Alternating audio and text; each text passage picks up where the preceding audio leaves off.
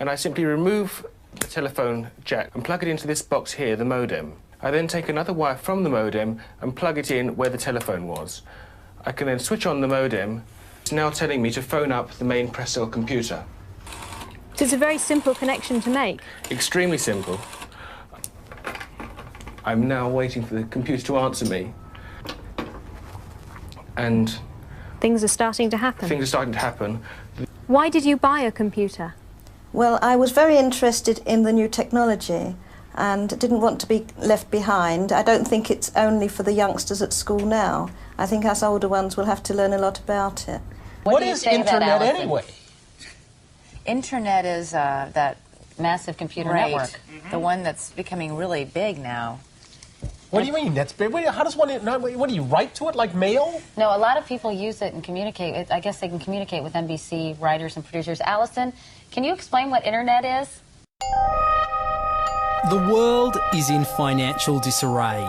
Currencies failing, economies in wild flux, jobs being lost. But what if you could build an entirely new economy, one specifically designed for the digital realm? Well, that is the dream behind Bitcoin. Bitcoin, for those of you who don't know, is an electronic online currency that was created in 2009. It was made by someone who did it under the pseudonym Satoshi Nakamoto. Like any economy, you don't want too much too fast because then the value of your currency drops, or so slow that your economy grounds to a halt. It's designed to be a self-stabilising economy. Whether it actually is that way though, well, that is a little bit more complicated. Because some people have said, hey, Bitcoin is the answer to those problems. Are you a believer? Well, Bitcoin is exciting because it shows how cheap it can be. Bitcoin is better than currency in that you don't have to be physically in the same place. And, of course, for large transactions, currency can get pretty inconvenient. And what is Bitcoin? Bitcoin is a currency on the internet. I sent 100 euros worth of Bitcoin from here in Tokyo directly to you guys through this camera, through the network, through the TV, right into your home. If I had tried to do that, send you the money with a traditional bank, it would have taken several days and probably cost 30 euros. I just did it right now with Bitcoin instantly, basically for free, and didn't have to ask anybody for permission. I didn't need a bank, I didn't need a government, I didn't need anybody. I just needed myself and you and our smartphones to do it. That's the power of Bitcoin. Wall Street is fraud, America is fraud, the world is fraud, banks are fraud, central banks are fraud. We live in an era of fraud. It's all based on fraud, and they get a percentage of the fraud. That's the business model. To suggest that there is any moral or ethical aspect to anything that's going on now is to be completely naive about the fact that we live in an era dominated by financial terrorists, jihadis of banking. They're here to kill you and themselves. They believe in an ideology, not the Quran, but Adam Smith, that they completely misread and interpret as something to justify their blowing themselves up. Janet Yellen's a terrorist! Mario Draghi's a terrorist! The Central Bank of Japan is a terrorist! These are the real terrorists! Funds received.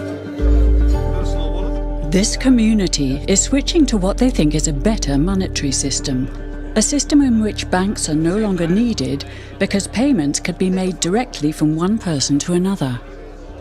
Bitcoin is fundamentally different because in Bitcoin, you don't owe anyone anything and no one owes you anything. It is not a system based on that. It is a system based on ownership. And no one can censor it, no one can seize it, no one can freeze it. It's November the 2nd, 2008, just 6 weeks after the Lehman Brothers collapse. And all over the world, there are panicked debates about how to save the banks.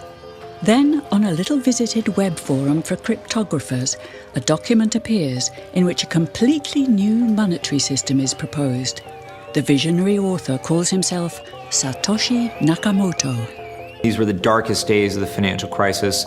So that to me suggests a very clever mind that saw an opportunity, the perfect opportunity to introduce a new radical technology and a new radical approach to money and finance at just the right moment when people would be very open to making this big shift that's required to adopt a new currency. What's exciting for me is like a global economy. Right now we say we have a global economy, but I can't take $1 and give it to you in the Netherlands and then you know what to do with it, right?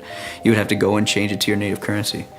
And when you kind of eliminate that step, and I can just send you one form of payment and you can send me a product in a matter of seconds, that starts to change things from a global perspective. How could this digital coin invented by this Satoshi Nakamoto become hundreds of times more valuable than the dollar? And why do enthusiasts like Roger Fear want the world to switch to bitcoins? I'm giving every single person here 1,000 yen worth of bitcoins, which is like $8 and something cents. Back in the early days, you know, I'd get phone calls from my buddies. Oh, hey man, I lost 10,000 bitcoins because my computer blew up, right?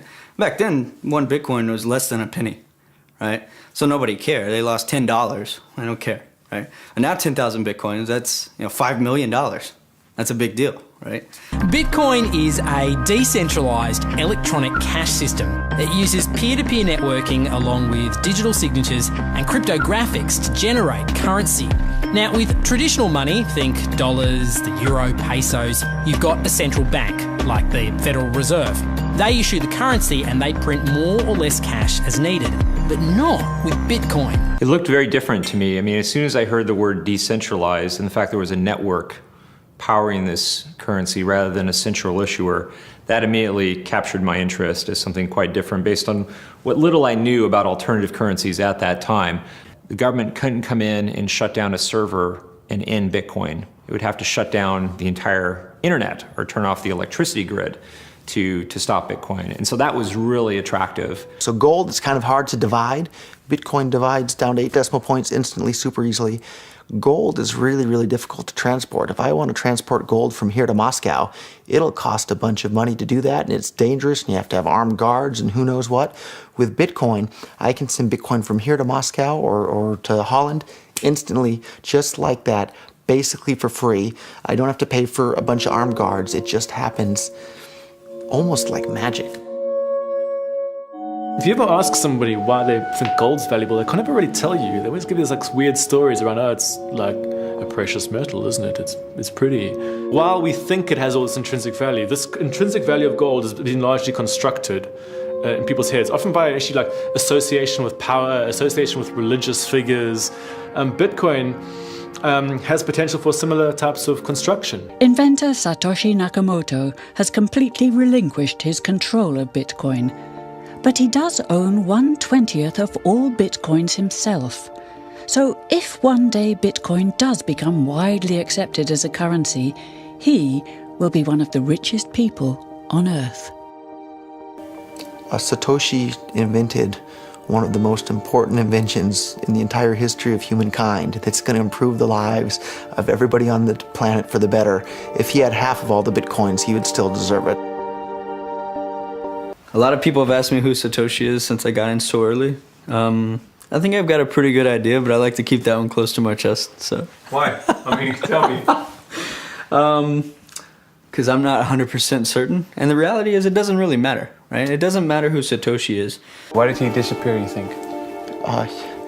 He undermined the ability of every single government on the entire planet to control the money supply. And that's how every single government in the world is controlling their citizens and their economies today. And he just basically, knocked their feet right out from under them with the invention of Bitcoin.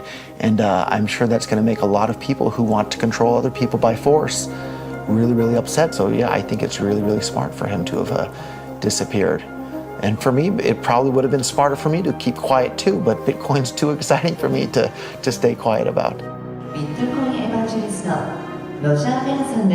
I think a lot of people are underestimating the way in which Bitcoin and the blockchain are going to change the power structures in society in general. I mean, I grew up in the US and I see all these people like, yeah, nuke everybody in the Middle East and kill them all. And then they have the former Secretary of State Madeleine Albright on 60 Minutes, one of the most popular news shows in the US. And they asked her, they said, like, there's reports that more than 500,000 Iraqi children have died as a direct result of US sanctions.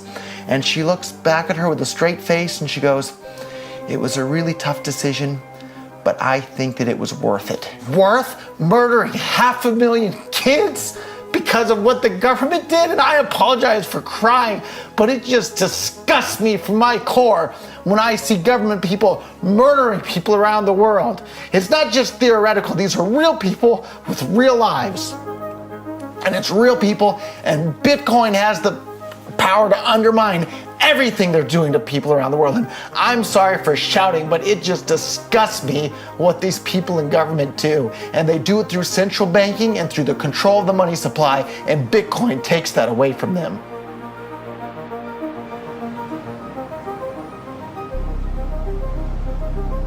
You can buy Bitcoin at the Shell station.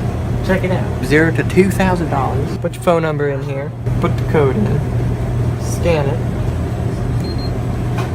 Got my reader. Oh, I gotta put the cash in. Good. Got $2. Hit finish. Oh. $2 in Bitcoin. Just like that. From this machine.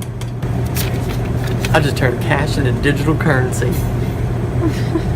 So thinking that it's too late to get involved in Bitcoin is like thinking it's too late to get involved with the internet or too late to get involved with using a cell phone. Like, it's not too late to get involved in Bitcoin. If Bitcoin becomes really popular all over the world, Bitcoins are going to have to be worth at least tens of thousands of dollars a Bitcoin, if not hundreds of thousands of dollars per Bitcoin. So thinking it's too late to get involved with Bitcoin is like thinking it's too late to get involved with using the internet. Of course not. Like, it's ubiquitous in our lives, and Bitcoin's going to become ubiquitous in our lives as well.